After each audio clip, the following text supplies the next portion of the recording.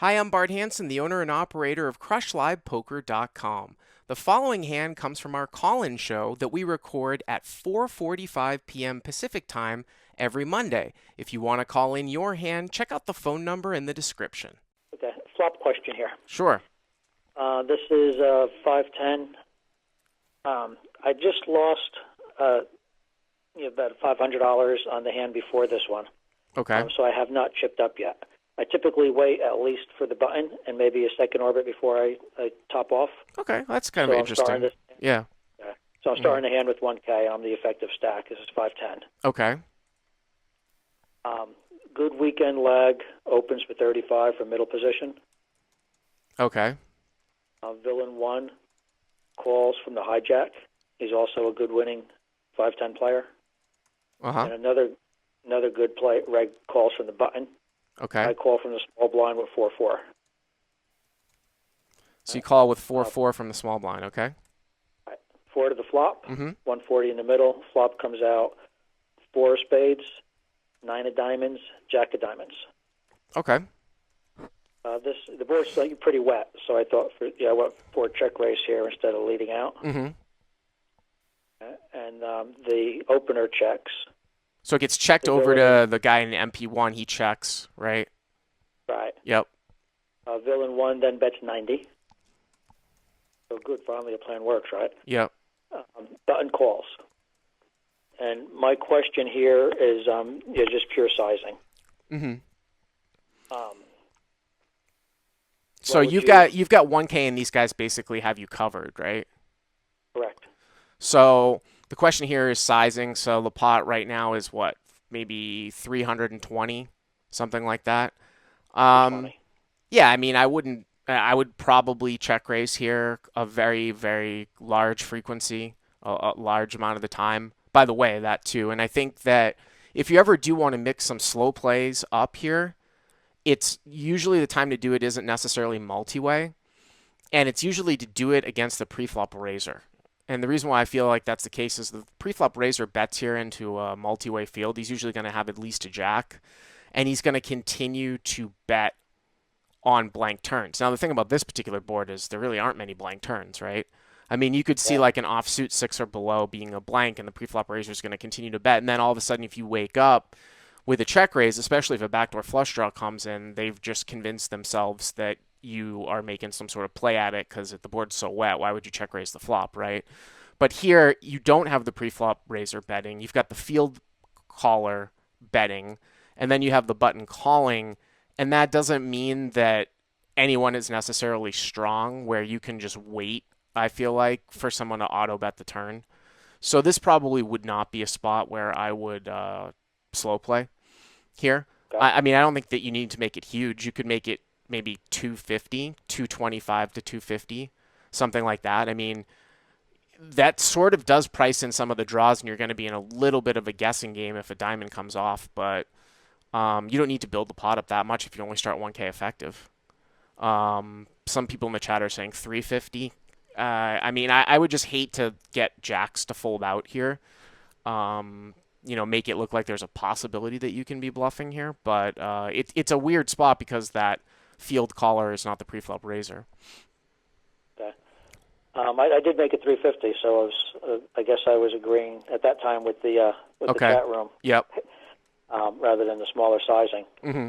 And the reason why I asked is that the guy that was sitting to my immediate left, he's actually respects his opinions a lot. Uh-huh. He thought I actually should have made it larger. You mean like 500 or something? Yeah, or just stick it in. And I just, I didn't think so. That's why I thought, let me call this in and see if I'm missing something here. Well, I mean, here's the thing. Like, again, because it's not the preflop raiser that's betting here, you're usually going to discount the fact that anyone has an overpair here that's like going to be, tough for them to lay down like pocket aces or pocket kings, right? So usually the best hand that you're beating here that you possibly can look at is like Jack 9, right? Jack 9's not going to fold, but, There's a bunch of combo draws, too, that's got a lot of equity there. That's true, and sometimes you can make some really crazy plays like move all in and your hand makes it look like it's a combo draw. Whether you make it 500 or all in, I think just comes down to which one do you think is more likely to be called. You know what I mean? More often. Yep. But did they all fold? You made it 350 and everybody folded? No, no, the main villain then asked how much I had, and Uh-huh. pushed my chips forward a little bit so he could see, Hmm. and then he says all in, and So the then guy the that bet the flop basically, I mean, the other thing too here is you don't give, if you make it 500 or you move all in, Dave, you don't give yep, the guy the opportunity to like come back over the top with like a semi bluff type of move. Like if he thinks that you're somehow like finding out where you are with a jack. I mean, I think that you and I know that you probably wouldn't do that with ace jack, king jack. But when you size it small enough, sometimes people are like, all right, well, I've got king, queen of diamonds. I'm just going to go with it.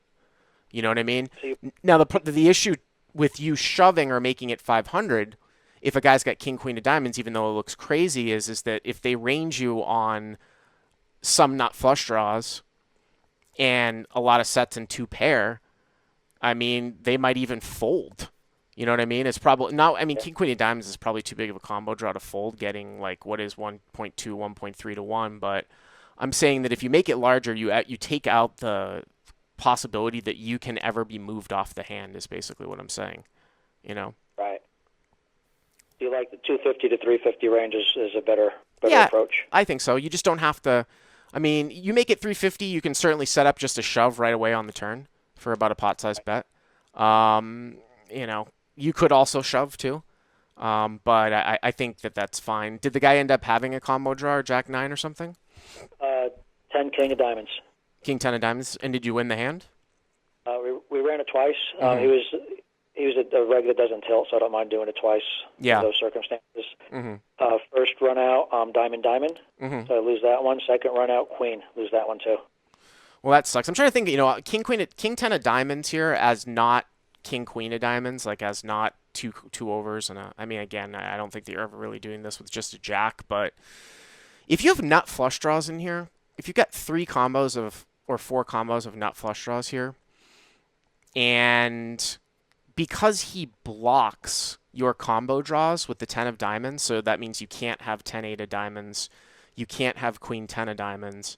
So if you have king 10 of diamonds, if I'm saying you as your opponent, if he has Right. king 10 of diamonds and he blocks those combo draws, and the only hands that you have here are jack 9, set of 9, set of 4s, and the nut flush draw, and you make a check raise that's basically committing, whether it's an all in or to 500, we know it's all going in here, right?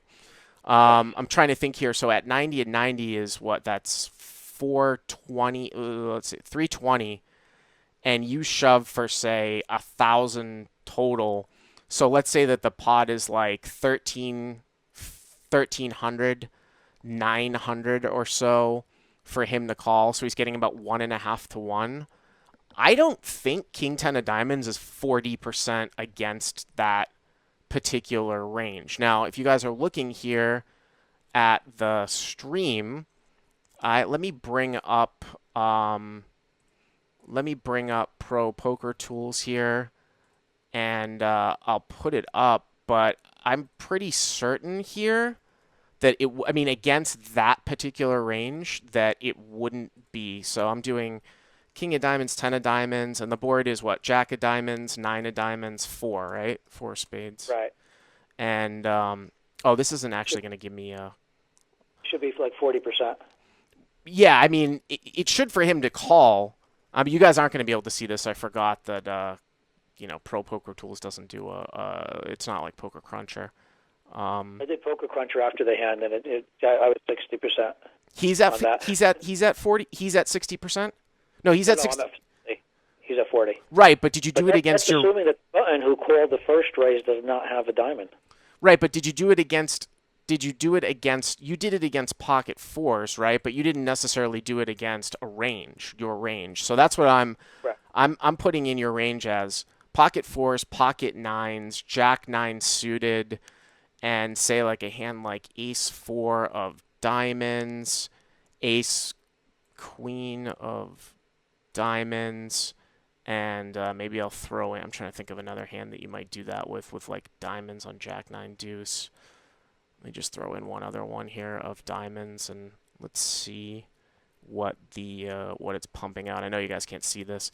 So against a range of three nut flush draws, Sets and Jack 9. King 10 of diamonds is only 36%. So that's kind of what I sort of assumed. Now, then again, you might want to deny him that equity as well, as opposed to force him to shove back. But it's an interesting hand for sure. Yeah, well, I did want to get it all in there. I mean, I got no problem with that. I was tickled to death when he stuck it in. Well, yeah, I mean, yes, you certainly do because he's basically putting in. You're getting 1-to-1 on that money, right? He's putting it in behind. Right. But you do want him to make. If he was getting the right price, like say you jammed and he actually did have the proper equity to call, you would want him to fold. You'd actually want him to deny the proper equity, right? Right. Right. And you get into that situation a lot in PLO. And in PLO, you want to deny people the proper equity.